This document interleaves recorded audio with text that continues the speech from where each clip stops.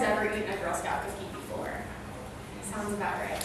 I was a Girl Scout for the last 13 years of my life, and this is actually my first year not trying to sell Girl Scout cookies to every person that I meet. But there's a lot more to Girl Scouts than just selling and eating Girl Scout cookies. It's all about exploring and learning. And today I will share with you the cultural significance of the Girl Scout Gold Award. First, I will share the requirements and process of earning it, my experience with it, and the possibilities and benefits that it can open up. By a show of hands, has anyone heard of the Girl Scout Gold Award before? That's a little bit more than usual, actually. Girl Scouts itself was founded in 1912 by Juliet Gordon Lowe in Savannah, Georgia. And now the organization has grown to include more than 3.2 million active girls and leaders, as well as 59 million alumni. The Gold Award is similar to an Eagle Scout project, which is the highest achievement possible in the scouting communities. First, it was named the Golden Eaglet Award in 1916 when it was first introduced, and then the Curved Bar Award, and then the First Class Award until it was introduced in 1980 as the Gold Award, which it has been named to this day. The requirements of the Gold Award start with a rigorous application process. Once you're approved by Girl Scouts of Colorado, you're assigned a liaison who works with you from Girl Scouts to make sure that you hit all of the requirements of it. So you have to make sure that you spend at least 80 hours planning and implementing your project. You have to have a budget and coordinate with all of the people by yourself who make your project possible. And then you have to make sure that your project hits a variety of requirements. It has to be sustainable, it has to have a world and community connection, as well as proper publicity. And once you hit all of these steps, you go through a final approval through the Gold Award Committee. And in order to hit all of the requirements that the Gold Award Committee was looking for from me, my final approval was over 30 slides long on a PowerPoint. So you could say that not many people decide to tackle this challenge.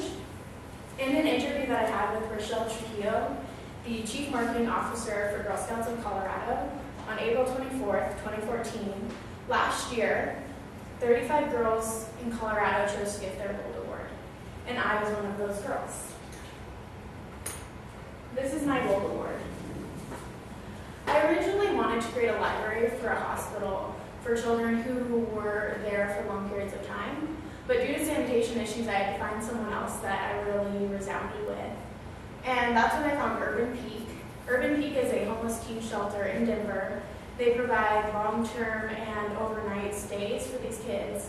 And then they also have a GED and job preparedness program. And I ended up donating over $700 to their GED classroom. In order to meet the sustainability requirement of Girl Scouts of Colorado, I put together a catalog of all of the books that I donated with a short summary.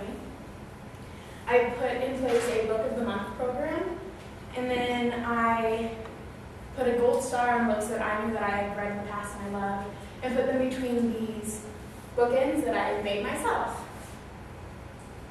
The Gold Award presents recipients with a lot of opportunities in both the Girl Scout community and in everyday life. In Girl Scouts, I've been given the opportunity to speak to younger girls, to tell them about my Gold Award, and to help them achieve their dreams.